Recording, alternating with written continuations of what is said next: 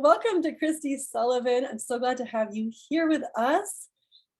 Thank Kristi you is, so much. yeah, absolutely. Kristi is a human design expert, and I'm so thrilled because we are co-authors in a newly released book called Wealth Codes: Sacred Strategies for Abundance.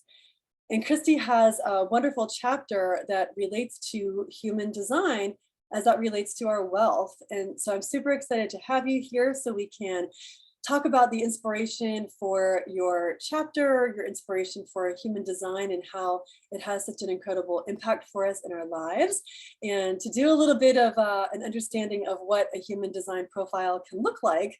I know you've got my information, and we've got some members here that perhaps we can give them a little bit of information for themselves too. Sounds good. I'm excited to be here. Thanks for inviting me. Yeah, so I think my first question really is, for people who are out there who don't even really know what human design is, clearly you are an expert. So what drew you to this field? Like, kind of what is it in a nutshell? And then what drew you to it? Like, why is this so important for you to become an expert in? So great questions. So first off, if you don't know what human design is, I call it a little bit like astrology on steroids. It is your energy blueprint that is based on your birth date. And you can find it online. And if you Google it and you find a website to put your info into, you get something called the body chart, which looks very similar to the chakra system. That resonated for me because I understand yoga, chakras system from the yoga system. And it actually is a ancient wisdom of not only chakra, but Kabbalah, I Ching, and astrology that blends together to create what's called your human design. This blueprint is sort of like the mechanics of who you are, how you're wired, or your operating system. I also give the analogy that if you're on the path of life and your soul has chosen to be here and you are here for a purpose, for a journey, that human design is the car that you're driving, or more importantly, what's under the hood of the car that you're driving. This, human form that we are, when you look under the hood of the car, you see how it's wired.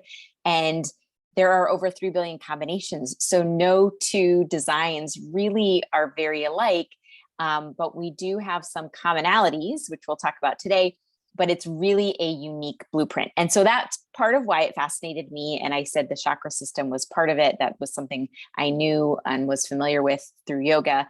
And I always say human design finds you when you're ready. And it found me about 5-6 years ago.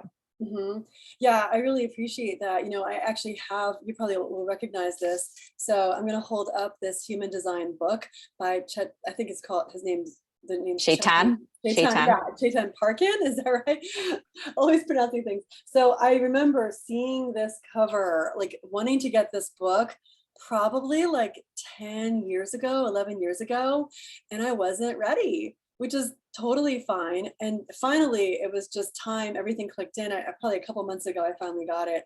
And everything sort of, I've had all these snippets of information around human design, and then it kind of clicked in like, oh, okay, I get it.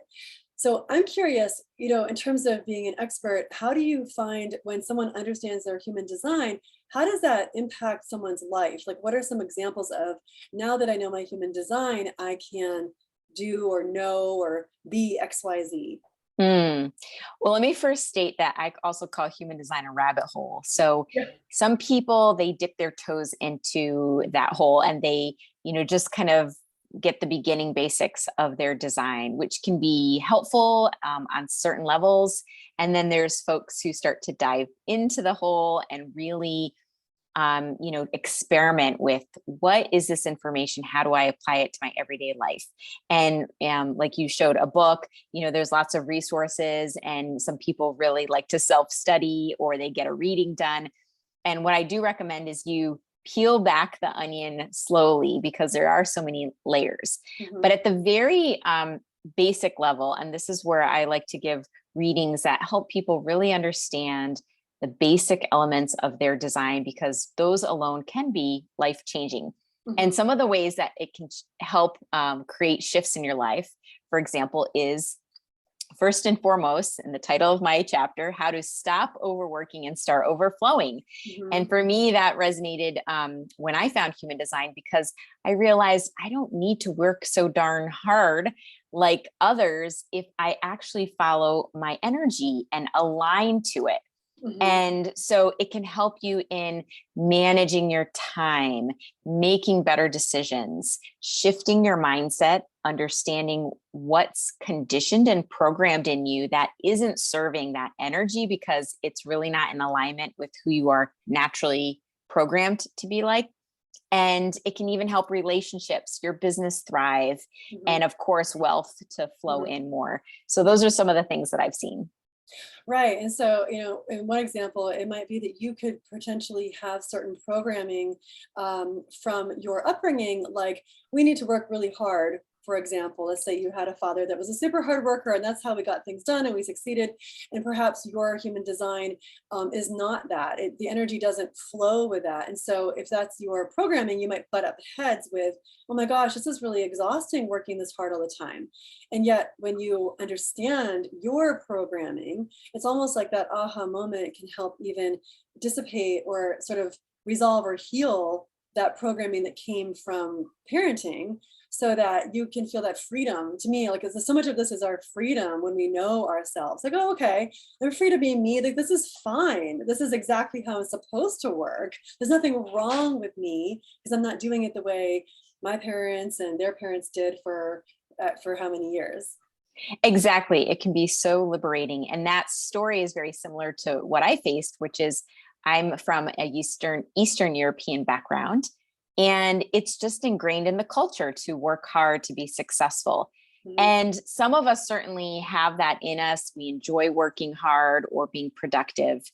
And really what I've found is that many people also are overworking. They're burning out. They're getting overwhelmed. And part of the reason is because we're not meant to be working and forcing and trying to initiate things, especially 70% of us who are a certain human design type. We're here to respond. And I think your audience especially will understand that kind of language. We're here to respond to the universe and what the universe is providing as opportunities for us. We just have to be more mindful of what are the opportunities, slow down so that we see them and make better decisions. So we choose opportunities in alignment. And when we start to follow that kind of formula that is our own unique blueprint, then the working hard is redefined. And this is a tool that our ancestors, I believe, and past generations didn't have available. So we have this gift. Yeah, no, I really love that. And it really just merges so nicely with, my passion of teaching about intuition, because I feel like there's that constant reminder for us of we are supported. And when we lean into that trust, or we can make those decisions intuitively, or we can recognize the synchronicities that are surrounding us, like there are opportunities to receive that when we're in that kind of go work mode, it might pass us right by. So when we can kind of like have that reflection, have that observation, that awareness, it really can be just life altering in a good way. Yeah. And I've even seen people that I've worked with and done a reading for by just slowing down in their business, taking more time to do self-care, taking time to just create the space in their calendar and in not, again, overworking. They have shifted and had the best months in their income and had more alignment and, again, opportunities that just are the right things for them. That's how I built my business 2 years ago, really was following the design that I had learned 6 or 7 years ago. And I said, you know what, I'm going to start responding to opportunities because I'm the type called a generator. And I'm doing this business because of that path that I followed. Yeah, well, that's beautiful. I love it. Well, then with that, let's kind of dive into sort of some of them. Like, I know there's so much. There's this rabbit hole with human design. This book is really thick, and that's just like probably only part of it.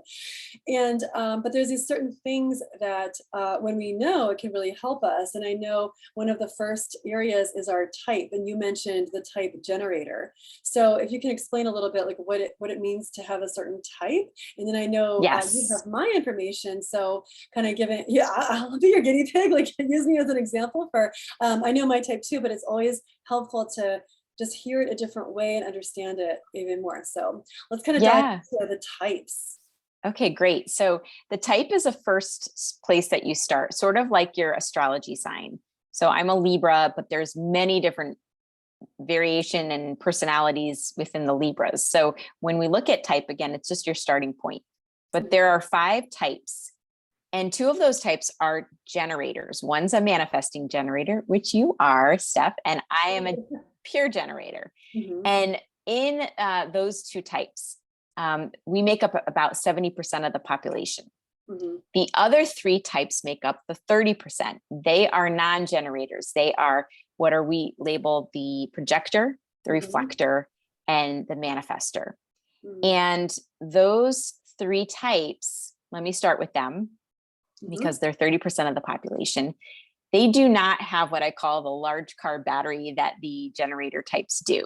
mhm, They actually need some downtime throughout the day to kind of recharge and plug in that battery that they have, that smaller battery, sort of like a electric car. mhm, And they also just need more space and time for creativity and slowing down, because they will quickly burn out if they try to keep up with the other mhm, 70% of the population. The generator types that you and I are, we have sort of this larger battery. So we're like the Energizer bunnies. And that's how we're built. We're built to be responding and productive and doing things, the right things for us, of course, that light us up and that don't burn us out as well. So the difference between the 2, let me start with the generator types because we're talking about your chart as an example. mhm, You are a manifesting generator, and you actually operate a little bit quicker than the generator type like me. mhm, We mhm, both like to respond to things, but you have a little bit of a super speed. And mhm, sometimes you like to skip steps. You like to juggle multiple things, mhm. not necessarily multitask, but have many projects sort of happening at once. Yes, Um, always. and so you need to be mindful of that time also, to just be aware of how you're using your energy and making sure that you also do have some downtime if you're starting to feel that you're using up that energy or that battery fairly quickly. And the same Mhm, goes for me. If I have a very full day and I'm not making time for the self-care that a generator needs, I mhm. also it's mindful for me to be taking some downtime as well. But Yeah. manifesting generators can be pretty busy too. And that's we have Jasmine here listening, and that's what she's saying. She's also a manifesting generator, so I'd be curious how that resonates with her. I know, yeah, everything's like spot on. We were just talking about this when I came in. I literally felt like I was juggling 5 things, which I love. But to your point, it's like, when we're doing that, there comes a time where like, well, where am I receiving help? Where am I kind of not putting everything on my shoulders, but getting others to, help me along the way. And I'm curious, when you mentioned this terminology to respond. So I'd love to talk a little bit more about that because it sounds like, I think for some people, it's like, well, I'm going to go just do this. But with the way you're speaking about it, it's like, well, wait a minute, I'm going to respond to something. So how does that work when it comes to like opportunities or offers, or when you feel like you want to like write a book or put something out in the world? Like, what does that mean to respond? Yeah, let's talk about that more. And I want to first start by saying 9% of the population, which are the manifestor type, are built or created to initiate and start things. They Mhm, were the natural born leaders in back in the day that created things and led companies. And then they'd have the generator types like us being the task takers and following through on things. mhm, So what that means is that it's not that a generator can't initiate, but we want to be mindful of that we're doing it in a way that's in responding to something. So for example, there's many different ways. Responding doesn't just mean waiting until somebody knocks on your door.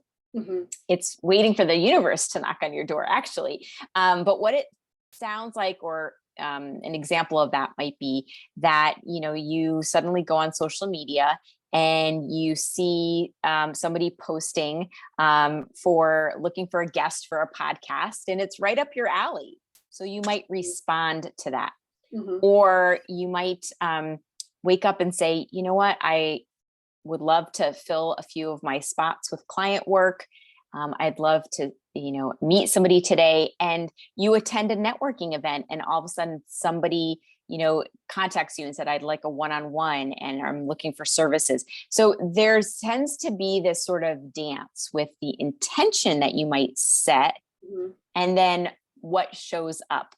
And then here's the key. What shows up, it's important we don't say yes to everything. It may not be the right thing for us. We may see a ton of opportunities and think, oh, we were at a networking event. Let me, make one-on-ones with all these people. But really, it's about choosing carefully what feels right, because generators need to respond with, we call it their sacral, this gut feeling. And it's not with the head, but it's more in the body of what feels good, what feels right, what feels kind of aligned. That's like the emotional authority, right? Is that right? So the emotional authority is a little bit different, and we can get into that. Yeah, we can get into that. Yeah, because so as I think about it, I think about the way you're speaking about this. Like my response might actually be to my heart spark, or my that feeling inside of like, wow, I feel really ready to embark on writing this book journey. It's like I'm almost responding to the universe because I have been given that download that it's time, or it feels right in a sense. Just as much as I might, get an invitation to go to a networking event, like that's going to line up in that time frame. So I'm not really fighting things that aren't timed right. Like I'm sort of in the flow of the universe is the way I kind of interpret it. Yeah. And that flow, I feel like, is being in alignment and knowing that things are clicking into place at the right time, in the right place with the right people. That's important for generator types. And, we're talking about generators, 70% of the population that have this strategy to, or should naturally follow the strategy of responding. But there's another layer I want to talk about, which is the authority or decision making. What is the right opportunity to respond to? And about 50% of all types have what's called emotional authority. And this is a little different because we're used to being in a society where people want decisions right away. Use your head to make a decision. And the first rule in human design is the head is a terrible place to make decisions. It's only there to hold information. It's really the wisdom and the guidance in the body, in the deeper divine source that we have, that can help us to make better decisions, at least ones that are, in alignment for us. And for you in particular, being an emotional authority, and I am not, so that's the difference between us. Emotional authority, you have a natural wave of emotions. This means that you want to be mindful to not make a decision in the moment and under pressure if you can help it. Right. You want to check in with that gut feeling, but then you want to wait. Maybe it's about 24 hours, sleep on it until you ride the highs and lows of your emotional wave. And the reason for that is if you're in a emotional high, and somebody provides an opportunity and you say yes, you might regret it and say, well, why did I say yes? I was just feeling, in the moment caught up. And for you in particular, you want to get to what's called the neutral kind of zone. And so you might wait a few hours, sleep on it, tell somebody you'll get back to them. And then if you check in with yourself with that deeper, wisdom, you may hear a confirmation of, yes, this is right for you, or no, right now it's not. And so it's that feeling. Yeah, and I feel like that's been to me one of the most biggest ahas of learning about my human design. We even used this between literally last night and this morning because we're starting to car shop. And so it's like once you start car shopping, when you find the car, you're like, well, how am I not going to just buy this right now? But it's literally what happened because, and it's interesting because now that I know my human design, I really felt like the impetus that if I don't buy this right now, it's going to be gone, because there were other people looking at it. So there was that pressure in the moment, but also this real feeling of like, even doing the sway test for intuition, like a real pulling back away from this vehicle. It is, it's a couple of years old, so it had actually 2 accidents on it, which were like cosmetic, but I was like, something about it, I was like, no. So it's okay to feel like, we might feel like, oh, it's a missed opportunity. But I actually feel like I know that that's perfectly fine and I can feel settled. Like I don't have to keep overthinking it and spending all this extra time. Just like you mentioned, and I know you have another book that you've written that's actually called, you're welcome to hold it up if you want, like Stop Overworking, Start Overflowing. I think overworking, overthinking, like I can be settled. Like we made the decision, we're not going to go back for it. I'm good. I don't have to keep thinking about it. Well, what if maybe that was the wrong thing? Like, no, I know because I went to my emotional space, not like that heightened space of like anxiety of like, oh my gosh, it's going to be gone, or the excitement that it was so great in so many ways. I could settle in. I can settle in because I know like that gut feeling, that emotional space was like, no. So fine, cool, onward. We're good. Yeah. And, I know you probably talk about this in your teaching with intuition, but it's when we get attached to something like, well, why didn't I get that? Or maybe I should be doing this. And we're in the head. And really, that head is going to, or the ego, I should say, is going to be operating from that place of conditioning and that place of, well, something in our past or in our upbringing, our life experiences, what we're hearing through media, something is telling us from the outside what our should be, what our status should be, how to define our values, how to define status, and I think that's what we need to be aware of is when we start to go into that place, instead of just letting it go, allowing and knowing, trusting that the right thing will show up for us in the right time, and we have this inner wisdom. If we're not there, then we're probably more in that programming, and that's where we can get into trouble. Mhm. Right. Yeah. So, I mean, what a beautiful kind of difference there. And I'm curious for you, because you mentioned your authority, right, is different. So, what is your authority? Like, how does that work for you? Yeah. Well, most generators, all generators, let me say, have something called the sacral center defined. And this is sort of that gut feeling place. And I describe it as when you watch kids who are generators, probably, and that you don't know that, but they will answer questions with the gut sound of uh-huh or uh-uh, especially when you ask them yes, no questions. Like, hey, do you want this for lunch? Uh-huh. Do you want to go with me here? No, And that is our sacral responding, especially children who are not in the head and they're just, spur of the moment. So for me, that is my primary decision making. It's the sacral center. You also have that as a generator, but you want to sort of double check it with your emotional wave or emotional authority. Yeah. So that's the difference. So mine is really, I could ask that yes, no question and check in with my gut response. And if I don't hear anything, by the way, that usually means no or not now. Right. If it's quiet. Yeah, that's so great. Especially, I think it's helpful. Like I've done my charts. I'd have to look at them again, like for my kids, but I feel like it's so helpful when we know how our partners respond. They might make decisions very differently than we do. Like I know we do. I know I'm not sure if I actually need to look at my husband's chart again, but for me, we just talked about my response, my decision making, but for him, it's very much, it's very much more calculated. It's very much like weighing the pros and cons and doing a lot of research. And for me, I could probably go to a car lot and just literally buy a car today. If I spent time, I could make it, it would just happen. So, which is different, which is nice because I think together, we can benefit one another in the way we make decisions. Yeah. And when you talked about earlier, what are the benefits of human design? One that I really stress is that you start to honor who you are uniquely and that others are also unique. They are not the same. We don't always have the same authority in our partners or in our children. And when you start to honor who they are, their design, it can bring a lot of ease into the family, into the relationship. I'll also mention my husband is a manifesting generator, but I'm a generator. And there's a difference also in our communication. Manifesting generators sometimes can, again, move very quickly and they have a defined throat.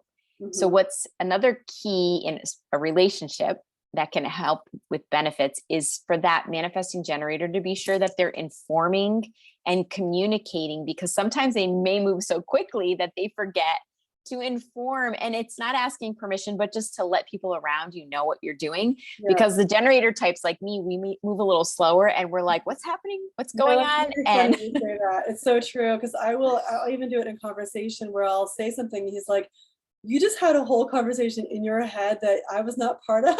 So like, what are you talking about? You need to catch up, or it'll all be there. That definitely happens. That you're right about that. Yeah. And as another example, and this is something we'd get into in a reading, we talk about things called the channels or the gates, the energy centers, more than just the type and authority.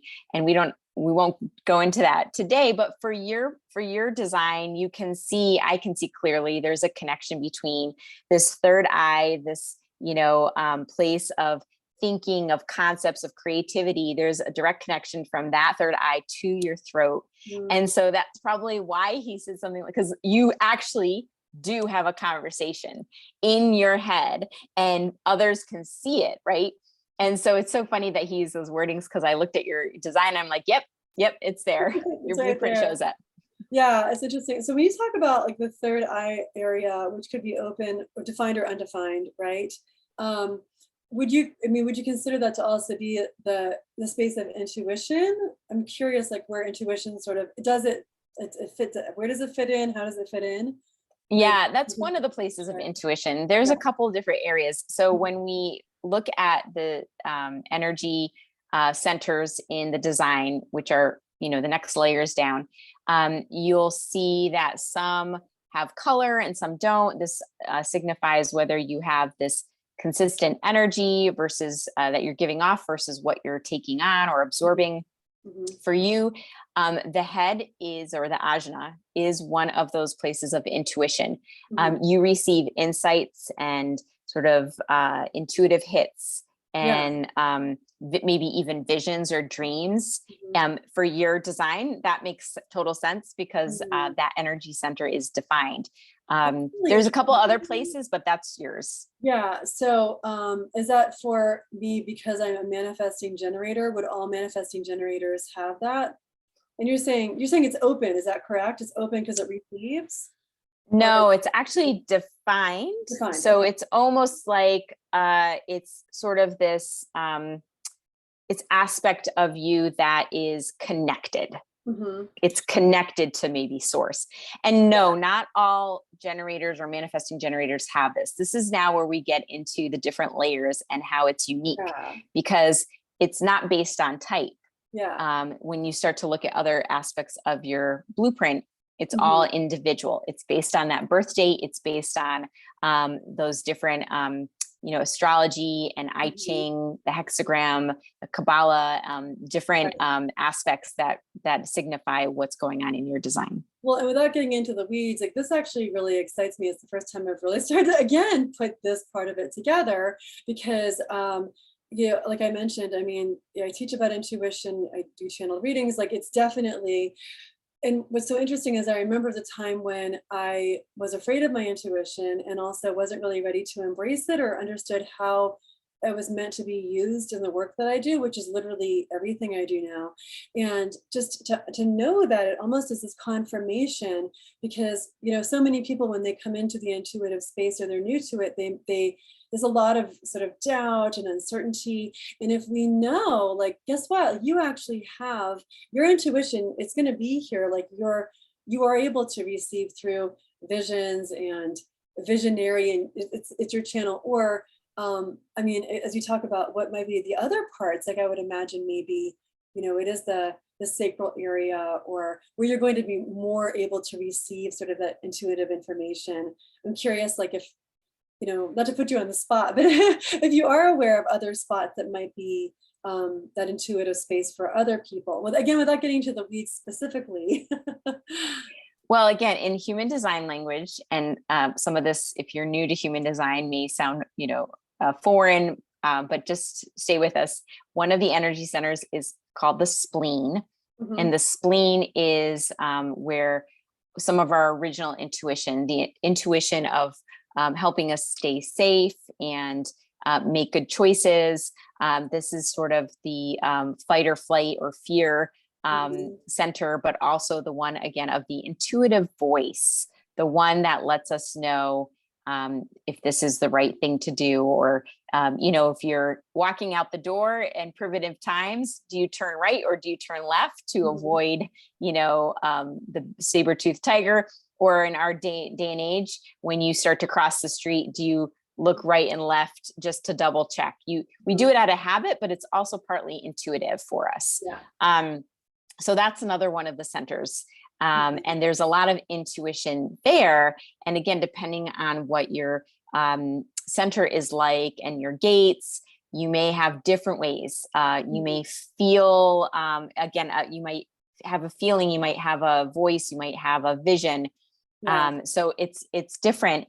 And, I also want to say a lot of your design also is enhanced by your experience. So for sure, like and again, my husband is much more empathic, or has been for a much longer time than I have. And that's like based on a life experience. But when you people ask me, well, does my design show that I'm empathic? Well, we're all sort of empathic in a way. So it's not just always by the colors in your chart. Yeah, it's not black and white. And I see Jasmine's asking, is sacral authority similar to emotional authority? No, it's different. It's two different places. Sacral authority is asking yourself yes, no questions and answering or from that gut answering it, not the head, but the gut. Emotional is a wave. It's very different. And the thing I always recommend is there's a great podcast called the Human Design Podcast, and she has guests who explain their experience and to listen to different people, because if you have emotional, like you, Steph, and you actually can help us understand, how does it feel in your body? What is that sense of clarity that you receive? It's different than someone with the sacral, like my experience with the gut feeling. When I have something come up and I need to say, is this right for me or not? I can feel it in a way that's like lights me up from the gut, like this gut feeling of like, yeah, that's what I want to do. Right. Yeah, it's funny because we might even also notice like the way we speak about certain things. Like you'll hear me say all the time, I feel this, I feel like it's not just the statement. I gotta add, I feel. It's like it's all coming from that space. So, and it's also a connection that you have in your chart between that emotional center and the throat. Oh my God. That God. also makes sense, because you've got this channel, we call it, that the emotions like come out and want to be spoken. They want to be felt and heard. How cool is that? It's so fun and freeing to like learn, like, yeah, that is how I am. How awesome is that? It's really cool. I feel like this is what we should teach kids in middle school as they're getting to know themselves, just so they can. I get that a lot.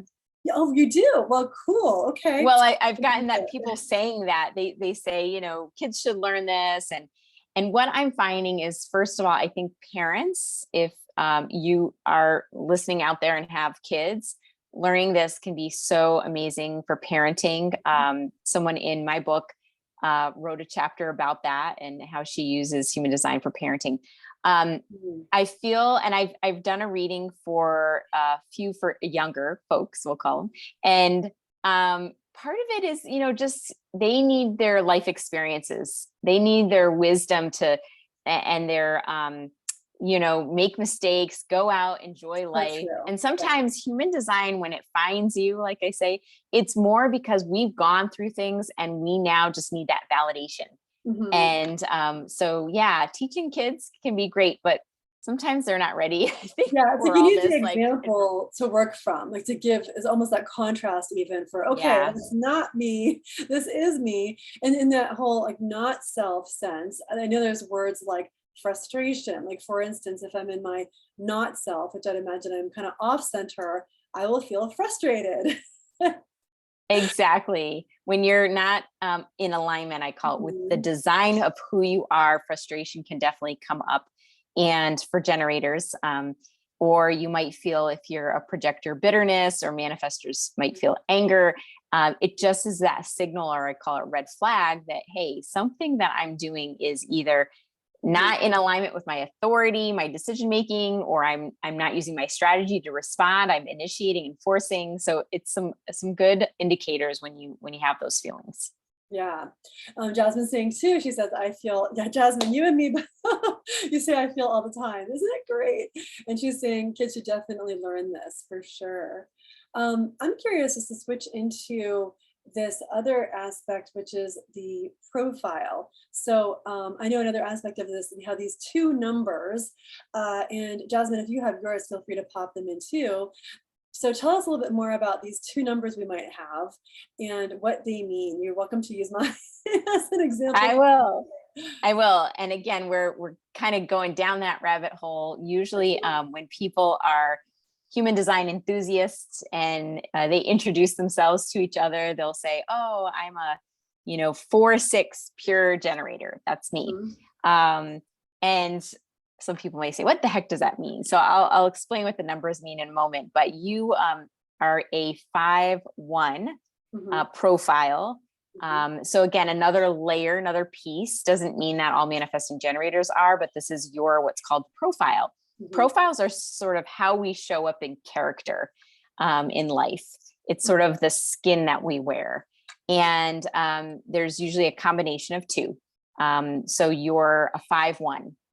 The 5 represents what we call the heretic, and the 1, the investigator. So let me explain or shed some light on this. So for you as a heretic, it really represents that you're sort of a mirror for folks, which makes sense when you're coaching people and helping them see their intuition. When people come to you, they're really seeing themselves. You're sort of holding the mirror for them. That's exactly. And this can be great. This can be great, or this could have sometimes some not so great, effects. People might feel like they're not ready to see what's inside of them. But for you, I think I would say it's a great aspect to have as a coach. So that heretic is the first. Does that resonate? That first yeah, thanks profile? For asking that. Yeah, I think about like with the work that I do, it's literally channeling, it's reading someone's chakras, it's seeing their blocks, it's literally being the mirror. It's like I always think of it as a channeling the information to then share, and yet it's also kind of reflecting back sometimes already what they already know. It's just kind of giving that validation or that sort of remembrance or it makes complete sense. Yeah. And so this is where we would see an example of the life path that you've had is accentuating this profile that you were born with, right? So you have something that fits this. The other profile is called the investigator. And you mentioned this a little while ago, but there are times more now, probably in adult life than earlier, that you actually can get caught into researching things and over preparing or kind of needing to make sure you know everything about something, being the investigator. May not be in the realm of cars that you talked about, but for a lot of other things, you might feel drawn to do research and, go into depth. They say the internet was invented for the investigator profile. But the downside or the other side of that is if you're trying to over prepare, then you may get stuck. So just know that you don't always have to know all the information. Yeah, and I feel like when I was younger or in college, I had all the time in the world, and so I would totally just binge and deep dive and just get real deep grad school too.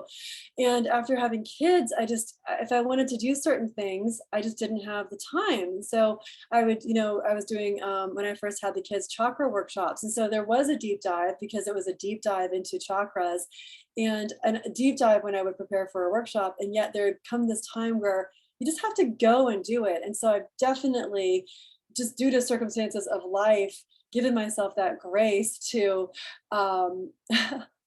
not perhaps do that sort of deep dive, but the tool that I teach people, the vision casting tool, I feel has kind of helped me meet in the middle, because mentally when I vision cast in the morning for my day or for my podcast interview or my clients, like I feel prepared because I've already prepared for the energy that I desire, the outcome that I desire from that situation. So I feel like it's helped to kind of meet in the middle and also give myself that grace that it's okay if I have some gaps.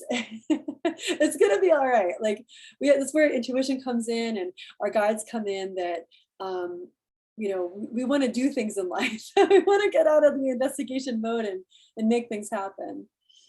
Yeah, and it's all about finding a balance and also experimenting with some of this. So the design that you have and the aspects you have, how do they best express themselves? How do you not work with them rather than try to suppress them, right?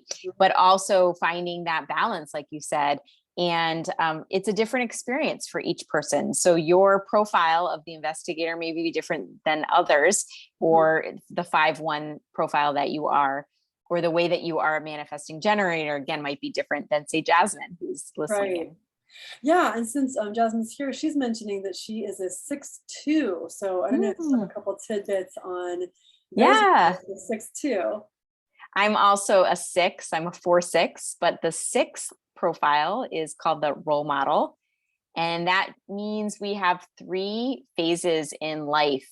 One where we are experimenting, and that usually happens in early life before age 30 or 29. And then around that time, we switch into more of an internal sort of experimenting or inner work, observing outside how others are learning and making mistakes or growing and kind of doing some self-growth. And then when we hit the age 50, the 30 represents our Saturn return, the 50, the Chiron, and that 50 midlife is when we become the role model. And we're just here to help guide others and share that wisdom. So that's the 6. And then she said, I think 2. Yeah. Right. Right. Yeah. And the 2 line, I believe, I'm not getting this wrong because I don't have my notes in front of me, but the 2 line is the hermit. The hermit is when you want time to go inward and be alone. And it really is a gift when you can, because it helps you with creativity and just recharging and being that hermit, being that perhaps that introvert. The other lines, since we've covered all of them, I think, except for the 3, is the martyr. And the martyr is somebody who's here to experiment, a little bit like that role model first phase, the experimenter. And the experimentation is important because that person's profile is how they learn is always through the actual experience, whether it's, success or failure. It's all okay. Right. Oh, and Jasmine's saying she's 49 today. Happy birthday. Happy birthday. I do offer a little birthday discount on readings, so reach out to me if you're interested. That's amazing. Look at that. Look at that invitation. I love it. Oh my gosh. Well, Kristi, this is just so, I feel so, talk about loving to investigate, like just so enriched and just full from having this conversation with you. It's just so eye-opening every time. Again, those little nuggets we bite off with human design, they're so incredibly helpful. Jasmine, I'm curious if you have any other questions for Kristi. And of course, anyone who's watching later, Kristi will be in our group for a little bit over the week, just to help with any questions that come up. Yeah. Yeah, Jasmine's loving the session. Me too. Oh, thank you. Thank you so much. I look forward to chatting with others in your container on Facebook and answering any questions folks have. Yeah, and then of course we can find your wonderful chapter, your rich chapter inside Wealth Codes. And how else would you like us to find you? And do you have anything else you might be offering to our audience? Well, since we're on Facebook Live right now, the Facebook group that I run is called Kristi's Human Design and Self-Care Community. If you go there, I post daily things that are inspiring about self-care and human design, as well as events and things that I'm hosting, such as next Wednesday, I'm doing at noon Eastern time, a free human design overview and happy hour, I call it. So that even if you know human design, come to it. I forgot to mention the 4-line. The 4-line is a connector. That's my other profile. And I love connecting people. So you can come to that. It happens the last Wednesday of every month. I also have a retreat coming up, by the way, in October. It's in Western Massachusetts at a great retreat center called Kripalu, and I'm bridging together human design. So cool. Yeah. And human design will be part of that experience. And you can find me at my website, kristihsullivan.com. I'm also on Instagram under that handle as well. Awesome. Well, thank you so much. I know it looks like Jasmine will be in touch with you to chat further. And she says she has butterflies. Really cool. Good. Yeah. Well, thank you so much for joining us. It's just really been such an enriching conversation and helpful. And, I feel like it can help, soothe us in a way, just having that confidence in just being content and honoring and celebrating who we be. Absolutely. And such a great way to put it. I see it again as, honor yourself, honor who you are fully. It can help life flow and you can start overflowing. Yes, absolutely. Let the abundance in. Well, thank you so much. We'll see you around the internet.